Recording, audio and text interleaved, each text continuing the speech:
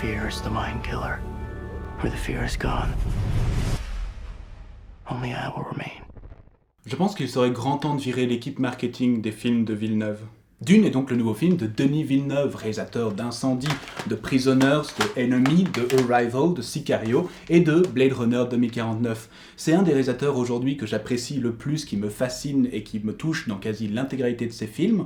Et lorsqu'il a annoncé après Blade Runner 2049 qu'il souhaitait adapter le roman culte Dune d'Herbert, je suis pas particulièrement attaché à l'histoire de Dune, mais par contre s'il y a bien quelqu'un qui serait capable et digne d'adapter ce monstre correctement, ça serait bien lui. Et oui, le pari est tenu, c'est une excellente adaptation de Dune, avec un marketing pourri. Et excusez-moi, on va en parler un petit peu, parce que je pense que c'est important d'adresser le problème, et ça me fout en rogne. Je ne comprends pas la stratégie marketing pour ce film. Bon, déjà, si vous avez suivi un petit peu le projet, vous savez que Villeneuve a annoncé très tôt que pour lui, il était impossible d'adapter ce roman en un seul film, et que ce serait en 2 parties. Est-ce que ça aurait tué Warner de juste le stipuler clairement au grand public, genre sur le poster ou dans la bande-annonce ? Et d'ailleurs, quand le film commence, le titre dit bien « Dune, partie 1 ». Pourquoi vous n'avez pas mis ça sur les posters et les bandes-annonces ? Personne n'aime découvrir, une fois assis devant le film, qu'il n'aura pas l'intégralité de l'histoire. C'est stupide. Ensuite vient la bande-annonce. Ils sont allés chercher tous les plans d'action, d'explosion, même dès qu'ils n'arrivent même pas dans le film. Paul, le personnage principal, a des visions du futur et est donc capable de voir certaines scènes qui se passeront probablement dans la partie 2, dont des scènes d'action. Ils ont pris ces scènes-là et les ont mis dans la bande-annonce comme s'ils faisaient partie de ce film. Du coup, ça donne l'impression que le film est une science-fiction bourrée d'action et super divertissante. Et pour moi, c'est une double erreur. Premièrement, et c'était mon cas, ça va perturber les gens qui attendent une bonne adaptation de Dune, parce que ça paraît tellement plein d'actions, de scènes qui bougent dans tous les sens, que t'as l'impression que des thèmes principaux du roman et importants, la religion, la politique, l'économie, vont passer à la trappe pour plus d'action. Et c'est absolument pas le cas. Deuxièmement, vous allez inciter des gens à aller voir ce film en attendant une grande aventure de science-fiction bourrée d'action et seront probablement extrêmement frustrés de ne pas avoir ce qu'on leur a vendu. Et du coup, le bouche à oreille sera mauvais et au cours des semaines, le film va faire de moins en moins d'entrées. Et merde, vous aviez fait la même erreur avec Blade Runner 2049 et on se retrouve dans un monde où ceci est un échec commercial. Donc voilà, je voulais vraiment parler de ce problème de marketing parce que pour moi, cette technique de marketing de manipulation, c'était la pire des idées pour que ce film ait des rentrées et intéresse les gens. Et j'aimerais beaucoup qu'il y ait des rentrées, que ça intéresse les gens à juste titre, parce que je crève d'envie de voir la partie 2, c'est vraiment un très bon film et une très bonne adaptation. Maintenant, on va parler du film. Dune raconte donc l'histoire de la famille Atreides, principalement de son héritier, Paul, dont le père vient d'être confié par l'empereur la planète désertique Arrakis. Planète centrale pour l'économie galactique et fortement convoitée par les Harkonnens. La famille tentera donc de reprendre le contrôle de la planète, mais se rendront bien vite compte que ce cadeau impérial n'en est peut-être pas un. Comme je l'ai dit dans l'introduction, Villeneuve n'a pas du tout ignoré l'un des thèmes principaux et prédominants pour moi dans l'œuvre originale, qui est donc la manipulation par le pouvoir, soit-il économique, politique ou religieux. Le pouvoir économique par rapport à la planète Arrakis elle-même et donc son épice, qui est donc une denrée extrêmement convoitée et rentable dans cette galaxie, et à quel point quelqu'un qui devient extrêmement riche devient même parfois plus puissant que l'autorité qui est mise en place, peut détourner, voire ignorer les lois, etc.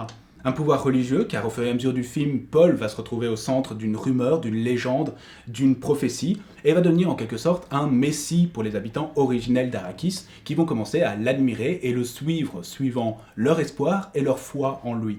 Et cette prophétie qui entoure Paul est quand même à la base extrêmement suggérée par l'ordre des Bene Gesserit, manipulant donc le peuple par la foi. Et finalement, le pouvoir politique qui peut, grâce à des astuces cachées, insinueuses, perfides et trompeuses, obtenir la progression, l'ascension de quelqu'un d'autre, ou obtenir un objet désiré. Tous ces aspects rendent très crédible cet univers très factuel, on pourrait tout à fait imaginer qu'il s'agit de notre futur dans 1000 ans.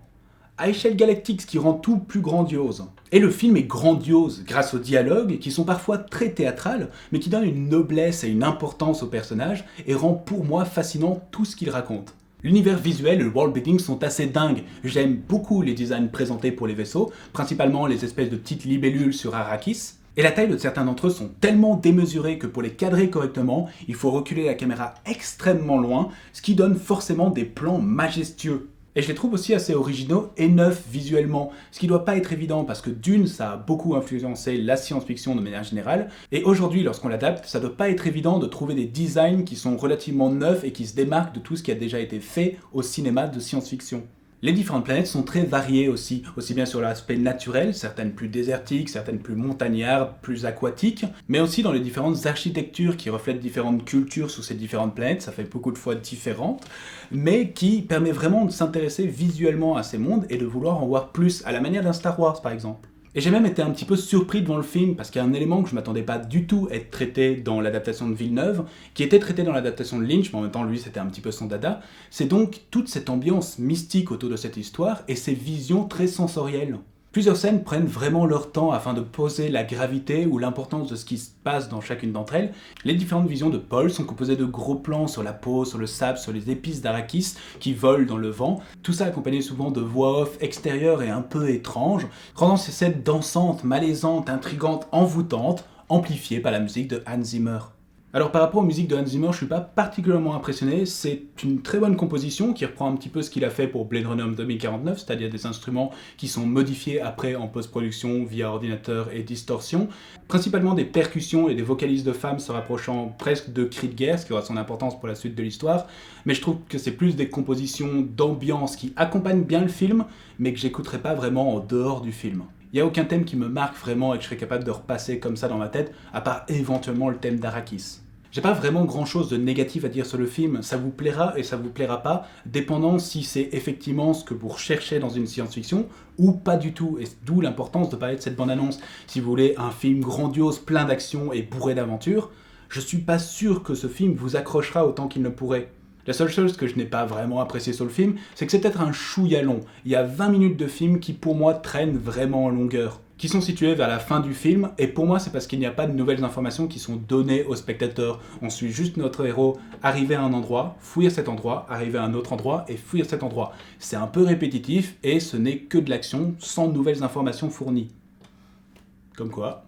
Je suis à nouveau extrêmement impressionné et satisfait par le nouveau film de Denis Villeneuve et j'espère vraiment qu'il marchera en salle parce que j'ai très envie de voir cette deuxième partie.